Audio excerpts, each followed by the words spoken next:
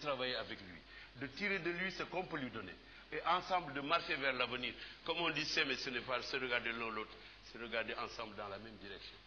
Professeur Ngom, vous avez 2 minutes. D'accord, monsieur Kane. Alors, abordons un point qui intéresse peut-être les téléspectateurs, c'est la question des Sénégalais de l'extérieur. Je crois qu'aujourd'hui, le constat de l'état lamentable de nos consulats et de nos ambassades a été fait. Et par ailleurs, les services de ces structures-là sont plus ou moins inefficaces. La question que je voudrais vous poser est de savoir qu'est-ce que vous comptez faire pour remédier à cet état-là et mettre en œuvre une diplomatie de protection des Sénégalais de l'extérieur, parce que nous l'avons constaté ces derniers temps, ils sont victimes de beaucoup d'abus. Et qu'est-ce que vous comptez faire justement pour faire protéger et respecter leurs droits et leur dignité? Merci. Je vais encore une fois rappeler que c'est Benno Siggil Sénégal qui va faire et pas Moustapha Niasse. Ce que Benno Siggil Sénégal veut faire dans ce domaine-là, c'est d'abord de rappeler tous les non-diplomates, ceux que Socrate appelait les hyènes dactylographes, les rappeler des consulats et des ambassades et les remettre là où ils étaient, parce qu'ils ne sont pas des diplomates. Aujourd'hui, les ambassades et les consulats sont truffés d'êtres qui viennent de tous les secteurs, qui ne savent même pas ce que c'est un langage ou un entretien diplomatique. Il faut les enlever. Il faut ensuite assurer les 3 missions que l'État doit assumer vis-à-vis des Sénégalais de l'extérieur. C'est les protéger, les promouvoir et les réinsérer pour le retour. J'ai été ministre des Affaires étrangères et des Sénégalais de l'extérieur pendant 5 ans. Cette politique-là n'est plus appliquée alors qu'elle figure dans des décrets et dans des textes précis. Protéger le Sénégalais de l'extérieur, le promouvoir en tant qu'être social et sujet de société, et surtout assurer le retour de la famille, des enfants, dans un espace culturel qui est le leur naturel. Et ça, c'est possible. Mais il faut totalement changer le rapport entre la présidence de la République et les ambassades, où l'on envoie des clients et non des diplomates. Très bien. Merci, professeur Mbissane Ngom. Monsieur Moustapha Niasse, pour faire une bonne politique étrangère, il faut certainement une bonne diplomatie, mais je pense que pour résoudre aussi le conflit casamançais, on a besoin d'une bonne diplomatie, ne serait-ce qu'à l'intérieur de nos frontières. D'où la question de l'étudiant Daouda Niasse, avant d'introduire professeur Maïga pour le volet éducation-formation. Sa question est la suivante. Le conflit en Casamance s'éternise sans qu'aucune solution concrète de sortie de crise n'ait été proposée jusqu'ici. Face à cette problématique, une régionalisation poussée avec des compétences législatives transférées et une autonomie avancée ne résoudrait-elle pas ce conflit? Ce dossier casamançais est un dossier humain d'abord. Avant d'être un conflit politique ou armé, c'est un dossier humain.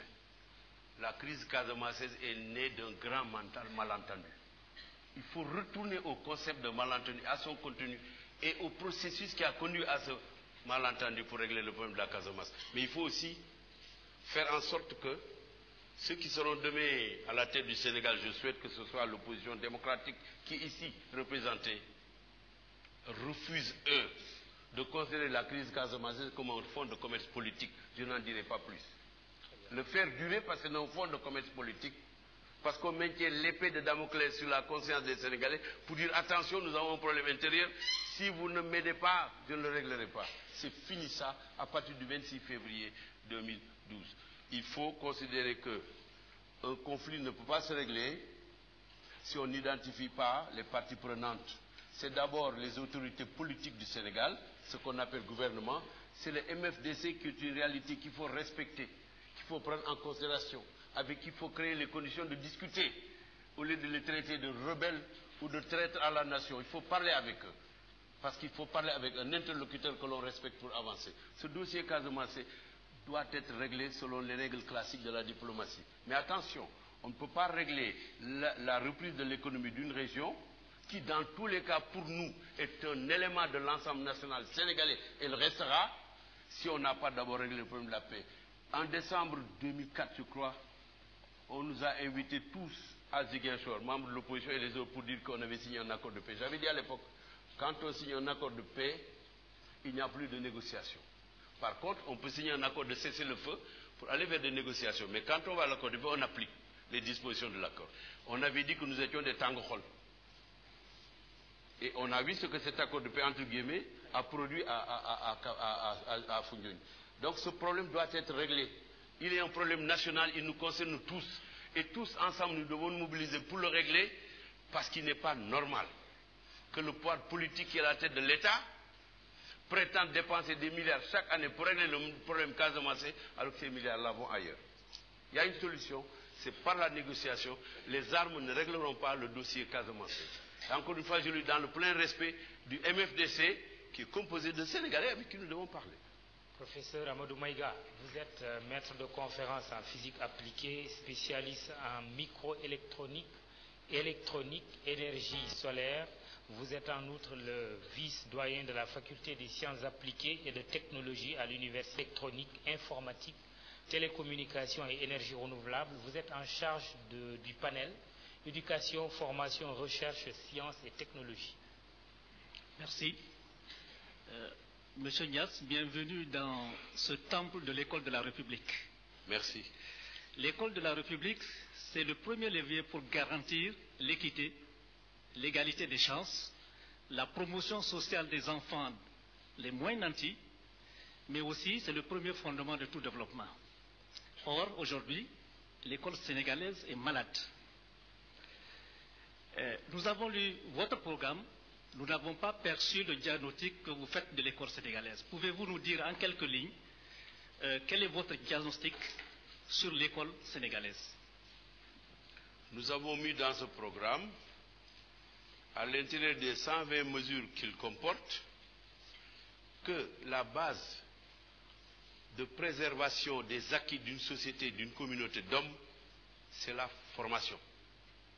C'est l'éducation. Nous n'avons pas voulu aller dans les détails parce qu'on aurait produit une encyclopédie. Nous avons voulu résumer d'une manière organisée des mesures qui peuvent faire l'objet de discussions. Mais il est évident que ce programme, même la lutte contre la corruption, elle est liée à l'éducation et à la formation. La lutte contre la gabegie, elle est liée à l'éducation et à la formation. La santé dont nous avons parlé, c'est lié à la formation, de l'éducation et de la formation. Croyez-moi, je vous rassure, l'éducation et la formation se trouvent au centre, ici, entre l'éthique et les valeurs, descendant vers la démocratie, vous avez toute l'école sénégalaise. Mais elle est malade aujourd'hui, elle est grabataire. Alors il faut la soigner, il faut lui permettre de se relever et de briller de 1000 étoiles. Vous savez, quand la première pierre de cette université a été posée, je le disais à M. le recteur tout à l'heure, il y a un rouleau qui a été mis dans la brique par le président Senghor. Qu'est-ce qu'on a mis dans ce rouleau-là? En grec, en français, en latin, en wolof et en pulaar, et en sérère, science sans conscience n'est que ruine de l'âme. C'est là où nous sommes. J'étais là, comme directeur du cabinet du président de la République. L'école sénégalaise, si un jour on oublie l'éducation au Sénégal, nous sommes morts. Mais la première mesure que vous avez préconisée, c'est la tenue des deuxièmes états généraux de l'éducation. Ne pensez-vous pas que la situation est tellement grave qu'il ne faut pas perdre de temps et qu'il faut préconiser des solutions rapidement? Oui, mais les solutions rapides, monsieur le professeur, c'est pour les maux de tête. Là, on prend une aspirine ou on prend un Fervex. Ça part. Mais quand la maladie est plus profonde, le Fervex ne suffit plus. C'est pour ça que nous sommes allés au-delà des mesures rapides. Il faut reprendre dans ses racines le choix d'avoir une bonne éducation qui nous ramène à l'époque de Soundiata Keita et de Samori Touré, pour que le Sénégalais soit d'abord africain et qu'étant africain, il soit généreux. Mais qu'il ait des chromosomes et des neurones du cerveau qui impriment ce qui fait que le citoyen, même quand il est seul au milieu de la brousse, est citoyen. Nous sommes partis de là. Sinon, les mesures rapides, il y en a. Il faut bien payer les enseignants, mais avant de les payer, il faut les former. Il faut les payer, mais il faut les former. Donc la formation et l'éducation viennent ensuite accompagner l'être bipède pensant, comme disaient les anciens, qui doit inculquer le savoir à des cerveaux qui sont fertiles dans leur virginité pour demain sauver la communauté. Je vous assure que tout ceci est là. C'est maintenant les étudiants qui vous interpellent. Merci, professeur Maïga. Papa Sanou Faye, étudiant. Comment, monsieur Moustapha Niass, pensez-vous mettre fin au problème des étudiants concernant les bourses, le logement et la formation? D'abord les bourses. J'ai entendu dire que tous les étudiants sénégalais étaient boursiers. Moi qui suis consultant et qui voyageais beaucoup, maintenant je ne voyage plus, puisque je vais vers les élections avec vous. J'ai trouvé partout, depuis Cincinnati jusqu'à New Delhi, des étudiants qui ne sont pas boursiers. Ou alors, on confond la bourse avec l'aide. 300 € en France. Pendant tout un mois, pour se loger, se nourrir, prendre le métro, se soigner. Vous croyez que ça c'est une aide? C'est la béquille que l'on donne au petit oiseau. Dès qu'il commence à pousser des ailes, il lui faut plus et mieux. Donc les bourses, nous avons prévu, en faisant des économies sur les 100 milliards de budget annuel de la présidence de la République, on va couper les 60 la première année. Croyez-moi, il y aura beaucoup de boursiers et d'étudiants, mais ça se fera sur la base du mérite. Il ne suffit pas d'être étudiant pour être boursier, il faut être étudiant méritoire. Si vous avez un père qui est ambassadeur à Washington, pourquoi on va vous donner une bourse? Alors que la fille du paysan ou de l'éleveur est là, qui n'a pas la bourse. Ce sont ces distorsions-là que nous allons corriger. Pour le logement, comment voulez-vous? 90 000 étudiants à l'université de Dakar pour 16 000 lits. Mais il faut décentraliser les infrastructures universitaires. Vous voyez, voilà une université d'excellence, monsieur le recteur. À l'exemple de l'université Gaston Berger. Mais créons une université à Podor, à Matam. Créons une université à Ziguinchor et à Sédhiou. Regardez en Europe, regardez aux États-Unis. Les universités ne sont pas distantes de 50 km. Ça permet de caser les étudiants et de les loger correctement, au lieu de mettre dans des taudis à 12 par chambre. Comment voulez-vous qu'ils puissent échanger et vivre? Ça, il faut le régler. Il y a la mobilité sociale, qui est un phénomène qui doit porter l'option de médication des problèmes qui existent à l'université, dans l'université sénégalaise. C'est-à-dire permettre à chaque étudiant, dès lors qu'ils franchissent le bac avec une bonne moyenne, de mettre des cadres au service de leur pays. Au lieu de privilégier des étudiants appartenant à des partis politiques qui sont armés de saguets et de flèches et qui viennent le soir les piquer sur les flancs des étudiants parce qu'ils portent le drapeau d'un parti ou d'un régime. Ça, il faut y mettre fin. Merci. Parce qu'il faut démocratiser l'espace universitaire et encourager le mérite. Merci, M. Moustapha Niasse. Merci, professeur Amadou Maïga. Le 6e panéliste, c'est Dr Mohamedoun Abdoulaye Fall.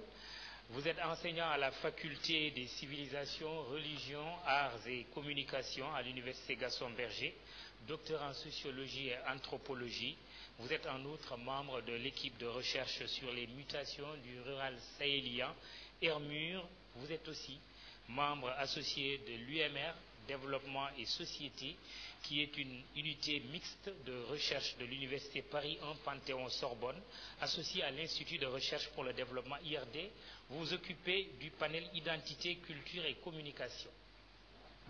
Merci, M. Khan. Bienvenue à M. Niasse. Monsieur Niasse, dans le Sénégal que vous avez en projet, vous placez la culture à une place centrale. Et dans votre programme, vous l'abordez par le canal des valeurs, en citant certaines comme la justice, l'équité, le culte de la République, etc. Autant de valeurs qui finalement peuvent s'interpréter différemment selon le contexte culturel dans lequel nous nous situons. Or, nous sommes dans un contexte qui est marqué par la globalisation, dont la représentation schématique la plus simple serait une diffusion à partir de l'Occident de normes dites globales, affectant les secteurs aussi bien du politique, du culturel, du sanitaire, de l'éducationnel et même du culinaire. Alors, si l'enjeu est de construire un Sénégalais conscient de son être à la fois social et culturel, comment donc comptez-vous procéder à une telle construction dans un tel contexte?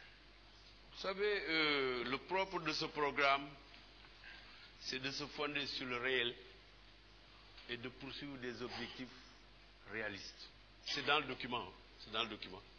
Se fonder sur le réel pour construire des démarches qui soient réalistes.